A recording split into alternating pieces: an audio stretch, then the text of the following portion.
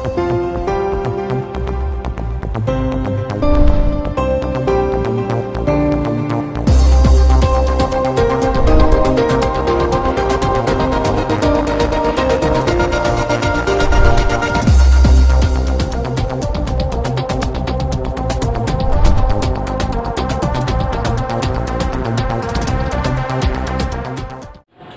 Students, आज की जो टॉपिक है वह है force and law of motion. इस चैप्टर में हम लोग आज की जो इंटरेस्टिंग टॉपिक स्टडी करने वाले हैं वो क्या है, Newton first law of motion. Okay students, तो ये Newton first law of motion start करने से पहले कुछ जो प्रीवियस टॉपिक्स हैं उन पे स्टडी करते हैं। और इस Newton first law of study को इसको स्टार्ट करने के लिए जो स्टेटमेंट है अरिस्टोटेले का और गैलीलियो, ये दो स्टेटमेंट बहुत ज़्यादा इम्पोर्टेंस रखते हैं। Listen once again, Newton first law of motion start करने से पहले अरिस्टोटेले और गैलीलियो के स्टेटमेंट पे स्टडी करना बहुत ज़रूरी होगा। So students, let start. ये कैसे स्टार्ट होता है? तो Newton first law of motion nature में आने से पहले सबसे पहले स्टेटमेंट किसका था? एरिस्टोटेले का। किसका था? एरिस्टोटेले का। इनके ये कहते थे कि natural tendency of the body is to be at rest. The natural tendency of the body is to be at rest. क्या मतलब था इसका? Natural tendency of the body is to be at rest. इसका मतलब ये कि इनका ये कहना था कि हर एक ऑब्जेक्ट पहले से ही क्या हो सकती है? रेस्ट में हो सकती है, या कुछ भी हो, किसी भी तरह के फिजिकल फिनोमेना की हम बात करें फिर भी वो किस में है? रेस्ट में है। बट फिजिक्स क्या कहती है कि अगर कॉज है तो इफेक्ट होगा, या अगर इफेक्ट है तो कॉज पक्का होगा। Effect and cause, listen once again.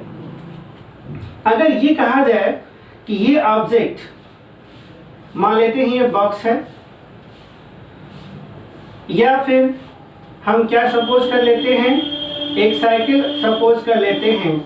ये साइकिल अपने आप क्या इस पोजीशन ए से पोजीशन बी पे आ जाएगी? नहीं। विदाउट इफेक्ट या विदाउट कॉज ये अपनी पोजीशन चेंज नहीं कर सकती। और डियर स्टूडेंट्स, पहले भी स्टडी किया जा चुका है कि यहाँ पर क्या होता है, वो कॉज क्या है? फोर्स है। और इफेक्ट क्या मिला मुझे? मोशन का। कॉज क्या था? इफेक्ट था। और इफेक्ट क्या मिला मुझे? मोशन का इफेक्ट मिला। बट एरिस्टोटल ये कहते थे कि हर एक ऑब्जेक्ट की टेंडेंसी क्या है कि वो रेस्ट में रहना चाहती। ये बात जो है गैलीलियो को समझ में नहीं आई। गैलीलियो ने कहा कि उनका यह स्टेटमेंट गलत है, और उन्होंने इसको रॉन्ग स्टेटमेंट प्रूफ करने के लिए क्या किया? रॉन्ग स्टेटमेंट प्रूफ करने के लिए गैलीलियो ने ये कहा कि अगर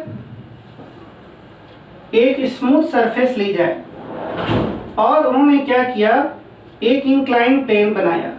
कैसा लिया? एक इंक्लाइन प्लेन बनाया, कुछ इस तरह का। और उन्होंने ये दिखाया कि जितने हाइट से एक बॉल को उन्होंने छोड़ा, सपोज करिए कि ये हाइट क्या है? h है। ये हाइट क्या हो गई? h।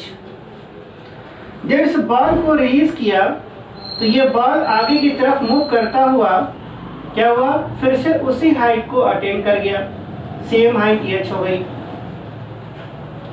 ये उन्होंने प्रैक्टिकली करके दिखाया। और उन्होंने शर्त क्या रखी? ये जो सरफेस है वो पूरी तरह से क्या होना चाहिए? स्मूथ होना चाहिए, या हम इसे कह लें कि ये पूरी तरह से क्या होना चाहिए? फ्रिक्शनलेस होना चाहिए। क्या होना चाहिए? फ्रिक्शनलेस। माइंड स्टूडेंट, ये पूरी तरह से क्या था? चिकना था, फ्रिक्शनलेस था। और गैलीलियो ने इस एक्सपेरिमेंट को कैसे दिखाया कि जैसे जिस हाइट से इस बॉल को छोड़ा, वो दूसरे इंक्लाइन प्लेन पर उतनी ही हाइट को ये क्या कर गई? अप्रोच कर गई। यहाँ पर ये जो एंगल था यानी ये दोनों प्लेन क्या थे, सेम इंक्लिनेशन पे थे। ये अगर एंगल θ1 माने तो ये एंगल भी क्या था, θ1 ही था। नेक्स्ट एक्सपेरिमेंट में क्या दिखाया उन्होंने, नेक्स्ट एक्सपेरिमेंट में उन्होंने ये दिखाने की कोशिश की कि प्लेन तो उन्होंने वही रखा, इंक्लाइन तो वही रखा, लेकिन अगली बार उन्होंने इंक्लिनेशन क्या कर दिया, चेंज कर दिया, बट हाइट वही रखी, रिलीजिंग हाइट वही रखा। Mind students, releasing height second experiment में भी वही थी। क्या हम लोग डिस्कस कर रहे हैं, गैलीलियो एक्सपेरिमेंट डिस्कस कर रहे हैं। सो हाइट क्या रखी, h, बाल को रिलीज किया, बाल आगे की तरफ मूव करता हुआ, देखा क्या कि अभी भी बाल जो है उसी हाइट को मेंटेन कर गई। क्या हुआ, बाल अभी भी उसी हाइट को मेंटेन कर लिया, बट इंक्लिनेशन क्या हो गई थी, चेंज हो गई थी डियर स्टूडेंट्स। तो बाल लेंथ ऑफ डिस्टेंस यानी कि उसने डिस्टेंस ज्यादा ट्रेवल किया, ओके, बट हाइट अभी भी वही अटेन किया। ऐसा क्यों हो रहा था, क्योंकि स्मूथ और फ्रिक्शनलेस सरफेस पर ऑब्जेक्ट ट्रेवल कर रही थी। थर्ड स्टेप में क्या किया स्टूडेंट्स, वेरी इंटरेस्टिंग अप्रोच थी ये। इंक्लिनेशन लेफ्ट की, हाइट वही रखी और बाल को रिलीज कर दिया। अब ये बाल जो है आगे की तरफ बढ़ता गया, बढ़ता गया, बढ़ता गया, बढ़ता गया। लॉजिक क्या दिया उन्होंने कि अभी भी बाल उसी हाइट को अटेंड करने की टेंडेंसी रख रहा है, वो अपनी हाइट वो खोज रहा है कि उस हाइट पर वो पहुंच जाए, लेकिन अभी तो उसे वो हाइट मिल नहीं रही। क्यों, क्योंकि ये जीरो इंक्लिनेशन की है। यहाँ पे हाइट क्या हो गई, है ही नहीं, जीरो इंक्लिनेशन की हो गई, और सरफेस कैसा है, फ्रिक्शनलेस है। इसका मतलब क्या हुआ कि गैलीलियो इस कंक्लूजन पे पहुंच गए कि डेफिनेटली इस ऑब्जेक्ट को तभी रोका जा सकता है जब हम एक्सटर्नल फोर्स अप्लाई करें।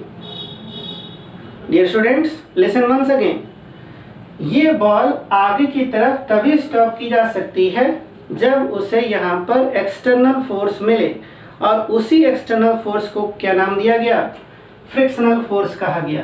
क्या कहा गया, यहीं से एराइज हो गया फ्रिक्शनल फोर्स। ये वो फ्रिक्शनल फोर्स हुआ जो ऑलवेज जिस डायरेक्शन में मोशन होती है, ये वो फ्रिक्शनल फोर्स है डियर स्टूडेंट कि जिस डायरेक्शन में मोशन होगी ठीक उसके अपोजिट डायरेक्शन में ये वर्क करता है। इट मीन्स अगर ऑब्जेक्ट फॉरवर्ड डायरेक्शन में मोशन करेगा, मीन्स अगर मैं ये कहूं कि आपने फोर्स लगाया इस डायरेक्शन में, ये क्या है, अप्लाइड फोर्स है, फोर्स आपने इस डायरेक्शन में लगाया, तो मोशन की डायरेक्शन क्या हो गई, ये हो गई। तो ये फ्रिक्शन फोर्स जो है इसके अपोजिट डायरेक्शन में वर्क करेगा। ये जो फ्रिक्शनल फोर्स है वो हमेशा मोशन की अपोजिट डायरेक्शन में मूव करता है, और always along the contact surface. Always keep in the mind my dear students, always in the contact surface पे ये हमेशा मूव करेगा, लगेगा। Frictional force always in the opposite direction of motion. Dear students, जब भी हम वॉक करते हैं या दौड़ते हैं तो हमारा मोशन क्या है, फॉरवर्ड डायरेक्शन है, लेकिन वहाँ पर हमें दौड़ने में कौन सा फोर्स हेल्प कर रहा है, फ्रिक्शन फोर्स। अगर वो अपोजिट डायरेक्शन में नहीं लगता तो आप स्पीड नहीं ले पाएंगे स्टूडेंट्स। ओके, आप एक्सपेरिमेंट कर सकते हैं, फर्श पे तेल गिरा दीजिए और दौड़ने की कोशिश करिए। आपको पता चलेगा कि आप एक ही जगह पर हैं, या तो आप गिर जाएंगे। क्यों, क्योंकि फ्रिक्शन है ही नहीं वहाँ पर, आप नहीं दौड़ सकते।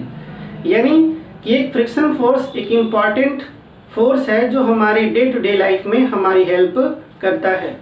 ओके स्टूडेंट्स, सो यहाँ से एक नया फोर्स कंक्लूजन में आया जिसे हम कहते हैं फ्रिक्शनल फोर्स, और इस तरह से एरिस्टोटल का यह स्टेटमेंट कि natural tendency of the body is to be at rest पूरी तरह से क्या हो गया, रॉन्ग स्टेटमेंट हो गई।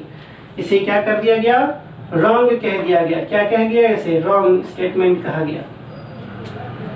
और नेचर में आया गैलीलियो का statement, if there is no force, dear student, if there is no force then in that condition body moves continuously.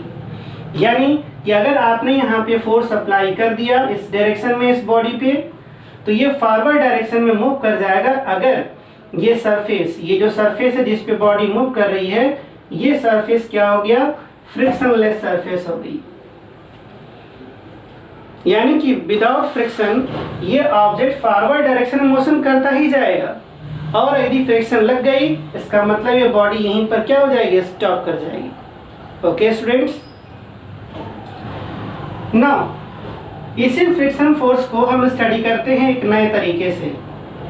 इसके पीछे वाले लेक्चर में से पहले जो लेक्चर था उसमें जब हमने आपको अनबैलेंस फोर्स स्टडी कराया, तो उस अनबैलेंस फोर्स को एक बार और जरा यहाँ पर स्टडी करते हैं with the help of frictional force.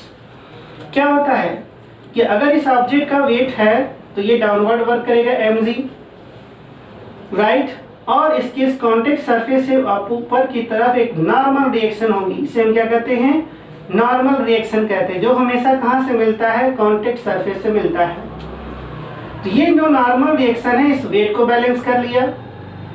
और अगर ये ऑब्जेक्ट किस में है? रेस्ट में है। अगर ये ऑब्जेक्ट किस में हुआ? रेस्ट में हुआ। इसका मतलब कि ये जो अप्लाइड फोर्स है उसने इस फ्रिक्शनल फोर्स को भी क्या कर लिया है? बैलेंस कर लिया है। तो ऑब्जेक्ट किस में होगा? रेस्ट में होगा। और अगर ये फोर्स F, अगर फोर्स F की वैल्यू फ्रिक्शनल फोर्स से क्या हो गई? ज्यादा हो गई, तो ये फॉरवर्ड डायरेक्शन यानी कि अप्लाइड फोर्स की डायरेक्शन में मोशन कर जाएगा। Right students? ओके ओके, तो इस तरह से ये गैलीलियो एक्सपेरिमेंट कंप्लीट होता है और नया कंक्लूजन आता है कि नो फोर्स, यानी कि विदाउट फोर्स मोशन पॉसिबल नहीं है। इसका मतलब what is the cause of motion? What is the cause of motion? Cause of motion is only one force. Okay students, now बाद में क्या हुआ कि इस गैलीलियो एक्सपेरिमेंट और इस गैलीलियो कंक्लूजन के बाद न्यूटन ने इसे क्या कर दिया? फ्रेश कर दिया, रिफाइन कर दिया। गैलीलियो के इस अप्रोच को, गैलीलियो के इस वैल्यूएबल एक्सपेरिमेंट को उन्होंने एक नया अप्रोच दिया, नया रिफाइनरी दिया और नया स्टेटमेंट क्या दिया? थ्री लॉज ऑफ मोशन में, जिसमें फर्स्ट लॉ ऑफ मोशन क्या स्टेटमेंट है? The object will remain at rest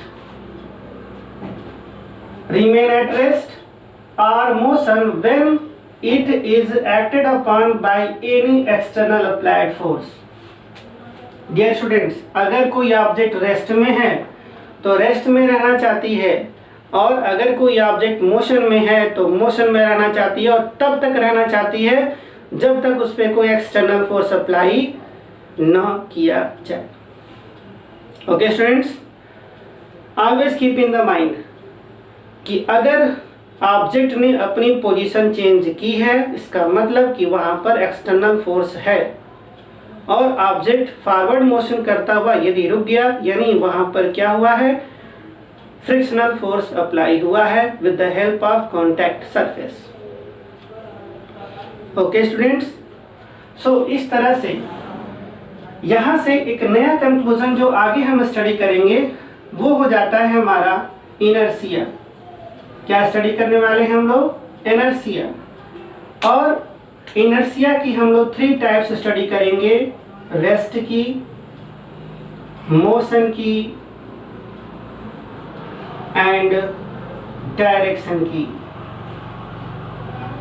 okay students, so close up करने से पहले आपको ये बता दें कि ये जो Newton first law of motion है इसे हम लॉ ऑफ इनर्शिया के नाम से भी जानते हैं।